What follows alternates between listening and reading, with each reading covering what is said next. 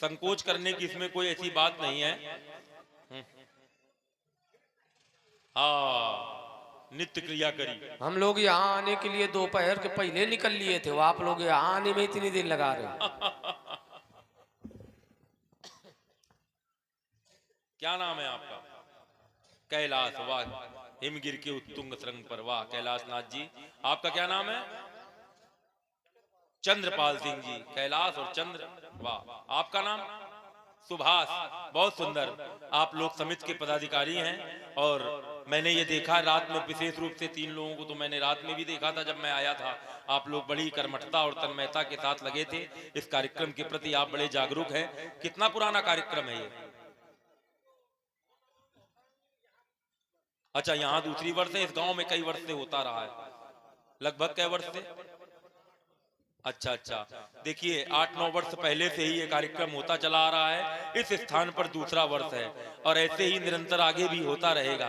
आपके यहाँ जो पात्र आए हैं, लाने वाले हमारे अंकित जी, जो राम जी के रूप में हैं। देखिए, पात्र आपसे परिचय बना सकता है, लेकिन वही पात्र अगर आप अकेले उससे बात करेंगे तो वो 10 रुपए वाली चीज आपको 100 में मिलेगी, और जब किसी माध्यम से वो व्यक्ति होता है तो वो चीज आपको सस्ते में मिल जाती है और ठीक ठाक मिल जाती है। इसीलिए हमारे अंकित जी के लिए जोरदार ताली बजाइए। राम जी के रूप में हैं, इन्होंने बड़ा परिश्रम किया है। एक एक कलाकार को तय करने के लिए काफी दिन पहले से संपर्क करना पड़ता है और आप लोगों ने बहुत सुंदर आयोजन करवाया है। इस आयोजन के प्रति आप लोगों की निष्ठा है और रामचरितमानस कहती है, पुत्रवती जुबती जग सोई, रघुपति भगत जासु सुत होई। वो माँ धन्य है जिसका पुत्र, जिसका बेटा राम जी का भक्त है। और राम जी की भक्ति अगर आपके अंदर आ गई है तो ये कार्यक्रम आपका सफल है। और मानव जीवन तो कम समय के लिए मिला है। 84 लाख योनियां हैं, 20 लाख स्थावर जानो, 9 लाख सब जलचर मानो, 11 लाख कूर्म करी गाय, पक्षी गण 10 लाख बताए, 30 लाख पशु जानो भाई, 4 लाख बानर समुदाई।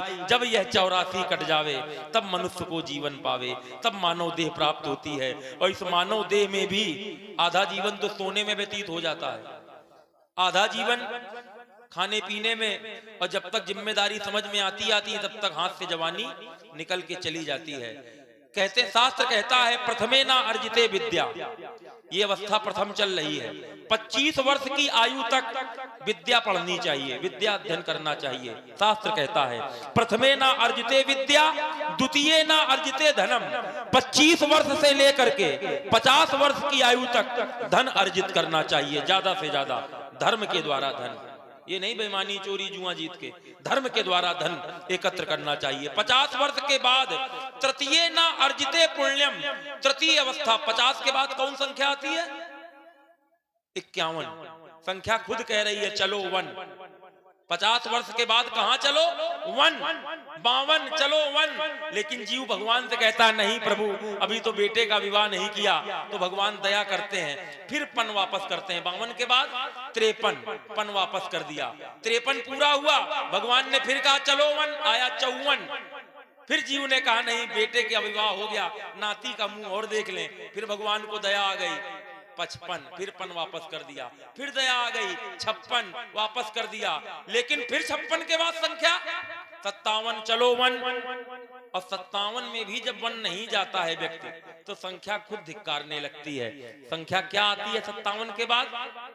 58। 58 के बाद 59। 60 माने दुष्ट। अरे मूर्ख, अरे दुष्ट, अब भी नहीं जाएगा। 59, अरे 60, अरे दुष्ट, क्यों नहीं जा रहा है? क्योंकि तृतीय ना अर्जिते पुण्यम तो चतुर्थे किम करिष्यसि। 75 साल के बाद फिर हाथ पैर नहीं काम करोगे, हाथ पैर नहीं काम करेंगे तो भक्ति भी तभी होती है जब शरीर में शक्ति होती है। जवानी में ऐसा कोई कर्म ना करो जो बुढ़ापे में पछताना पड़े। और धन्य है आपकी जवानी कि राम काज में आप अपनी जवानी को लगा रहे हैं। ईमानदारी से मानिए कि आपका कोई काम काज कभी अधूरा नहीं रहेगा। आशीर्वाद है हमारा, सर्वे भवन्तु सुखिना, सर्वे सन्तु निरामया, सर्वे भद्राणि पश्यन्तु, मां कश्चित् दुख भाग भवेत्। आप लोग सदा सुखी रहें, हमारा आशीर्वाद है। और लक्ष्मण के प्राणों की रक्षा के लिए व्यास जी के पास जाएं और इसके प्राण के लिए, इसकी रक्षा के लिए कोष में जमा करें वहां। अब व्यास जी हमें कोई ऐसी वाणी सुनाओ जो सुन करके हमें भी आनंद आवे।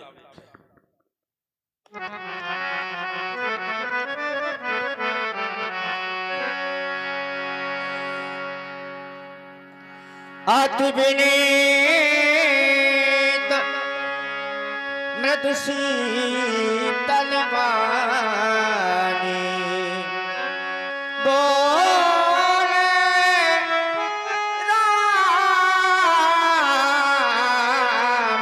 जोर जुग पानी। हे भगवान, आप तो स्वभाव से ही सुजान हैं। लक्ष्मण ने आपका कोई कार्य नहीं बिगाड़ा, आपका अपराधी मैं हूं देवता। सुनहु नाथ तुम सहज सुजाना, बालक बचनों करिए नहीं काना। बररी बालको ईको सुभाव, इनहि न संतो भी दूसहि काऊ। तिहि नाही कछु काजो बिगारा, अपराधी मैं नाथ तुम्हारा। कृपा को बध बधबो गोसाई, मो परिकारिये दास किए नाई। कहिए बीगी जही विधि ऋषि जाई, मुनि नायक सुई करवो पाई। कहे देवता, लक्ष्मण ने आपका कोई कार्य नहीं बिगाड़ा, आपका तो अपराधी मैं हूँ। जिस प्रकार से आपका क्रोधावेश शांत हो सके, कहे मैं वही उपाय करूंगा। राम, तुम कहते हो हम क्रोध शांत कर लें, लेकिन अपने भाई की ओर नहीं देखते हो। तुम्हारा भाई किस प्रकार की आकृति हमको देख के बनाता है, तुम जब देखते हो तो शांत हो जाता है, तुम जब नहीं देख रहे होते हो तो अपनी भ्रुकुटी कुटिल करके देखता है। इसीलिए एके कंठ कुठारी नदी हट जाओ राम। तुम काहे कोप करती। अगर मैंने इसके कंठ पर अपने परस का प्रहार नहीं किया, मेरा क्रोध करना व्यर्थ होगा। राम, हट जाओ सामने से। नहीं देवता, आप ये क्या करने के लिए जा रहे हैं? आप मेरे भैया का वध करना चाहते हैं? यदि आप मेरे लक्ष्मण का वध कर देंगे भगवान, तो मैं अपनी अयोध्या में कौन सा मुख लेकर के जाऊंगा? क्या कहेंगे मुझे अयोध्यावासी? यही वो हत्यारा राम है जिसने अपने स्वार्थ के पीछे अपने भाई का वध करवा डाला। नहीं भगवान, मैं इतना बड़ा कलंक सहन नहीं कर सकता, क्योंकि देवता, जब हम अपनी अयोध्या से चले थे तो मेरी मैया ने लक्ष्मण का हाथ मेरे हाथों में सौंपा था और कहा था, राम, जिस प्रकार से तुम लक्ष्मण को लिए जा रहे हो, जब वापस लौटकर आना तो आप मेरे लक्ष्मण को मेरे हाथों में सौंप देना। क्या उत्तर दूंगा मैं अपनी मैया को जाकर के कि नहीं बचा पाया तुम्हारी गोदी के दुलारे लक्ष्मण को, नहीं बचा पाया तुम्हारी नैनों के तारे लक्ष्मण को। नहीं भगवान, आप इतना बड़ा अनर्थ नहीं कर सकते, आप मेरे लक्ष्मण को नहीं मार सकते।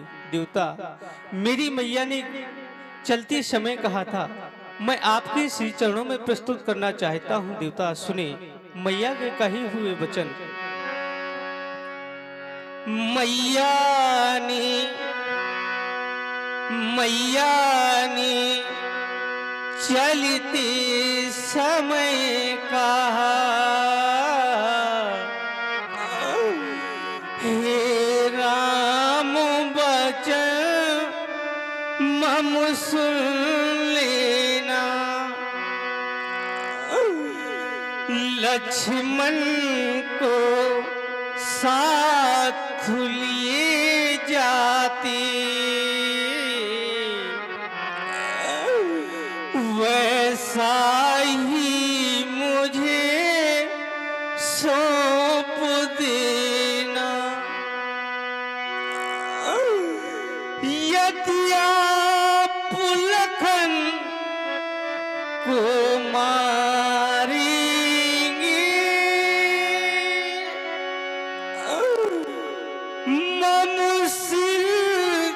कलंक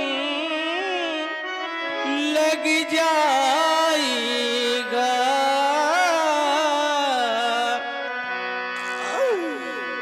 यह मुझसे पीछे आया है,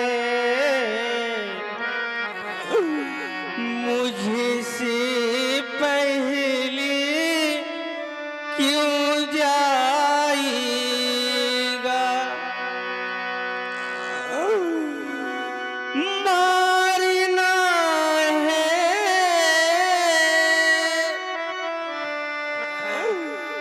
दोनों को मारो, सज अरिथी नगर पठा देना। सरयू की ठंडी लहरों में प्रभु अपने हाथ बहा देना। भगवान भिखारी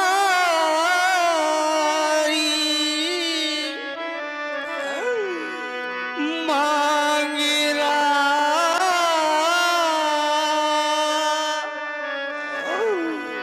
भैया के प्राणों की भिक्षा,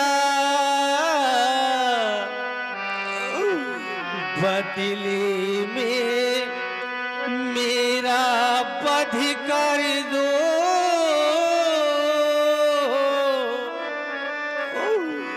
पूरी कर लो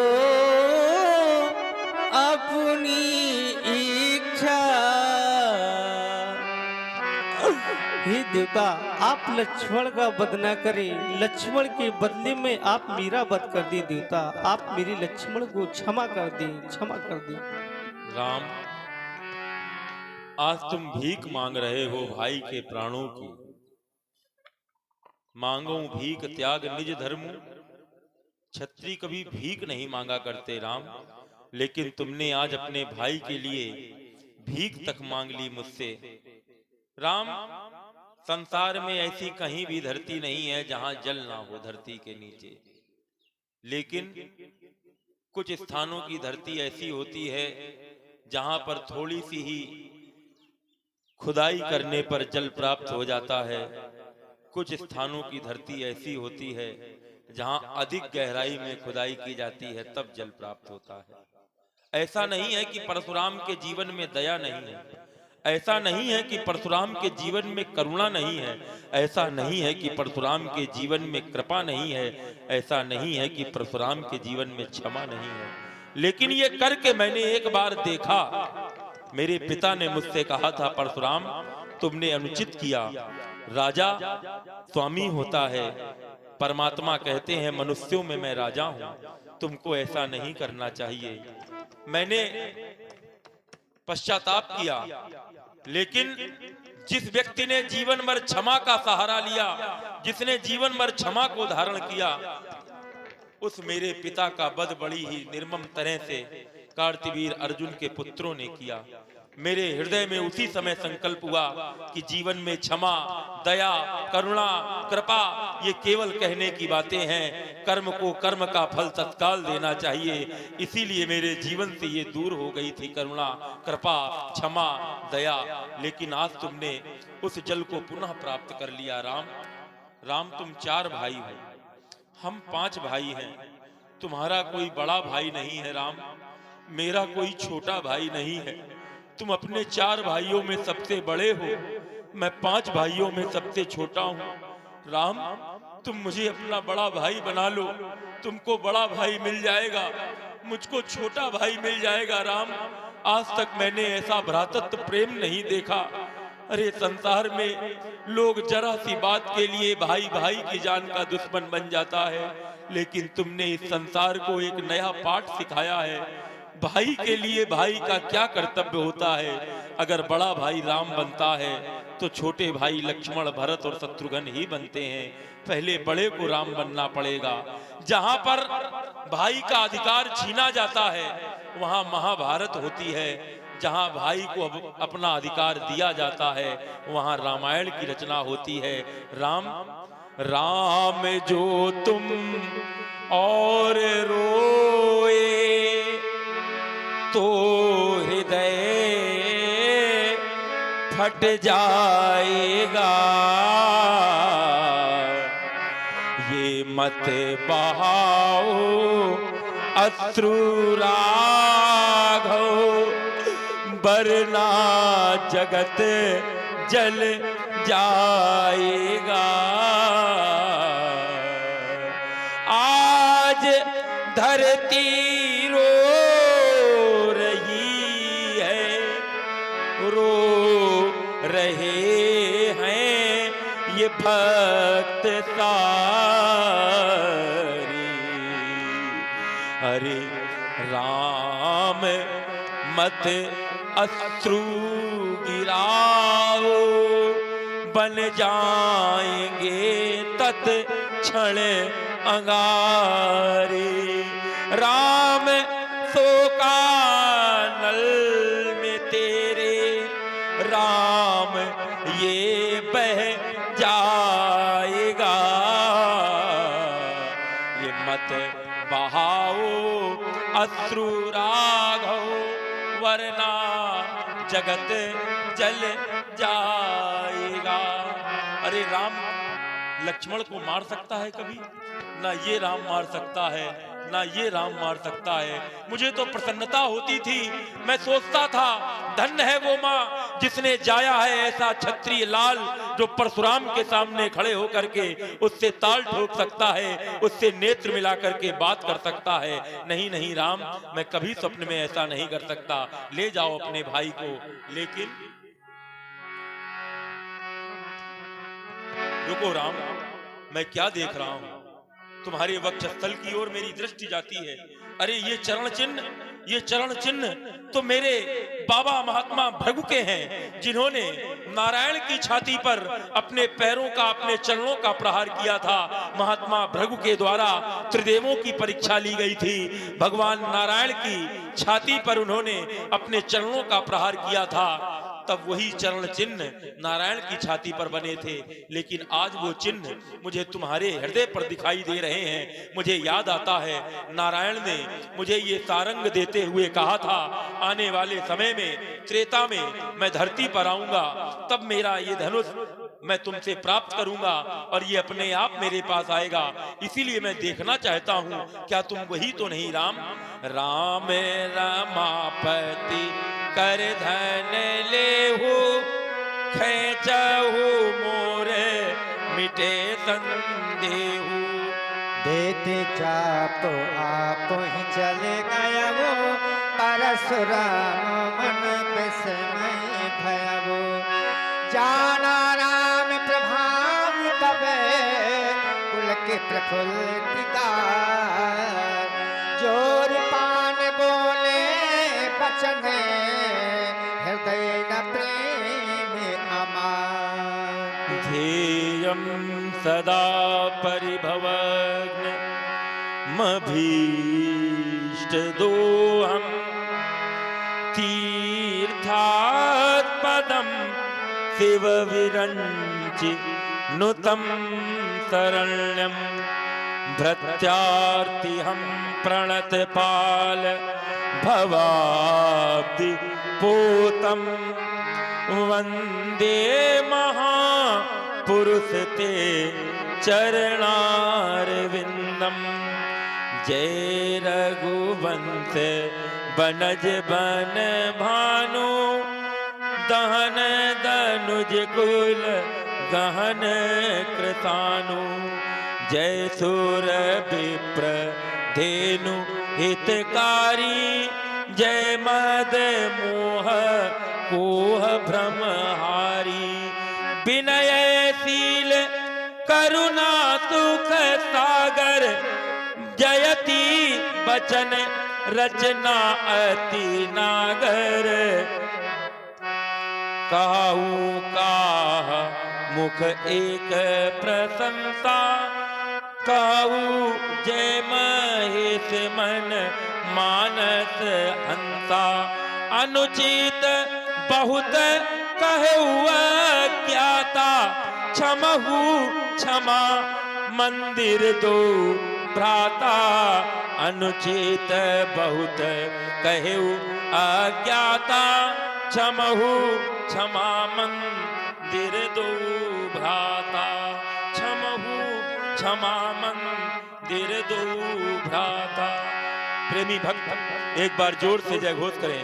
बोलिए प्रभु श्री रामचंद्र भगवान की, बोलिए श्री लखन लाल की, बोलिए गुरुदेव भगवान शंकर की, श्री गोस्वामी तुलसीदास जी महाराज की, अपने अपने माता पिता की हर हर महादेव। कही जय जय जय रघुकुल तो रघुपति गई बनही न पहे तो। बोलिए प्रभु रामचंद्र की जय, बोलिए लखन लाल की जय हो।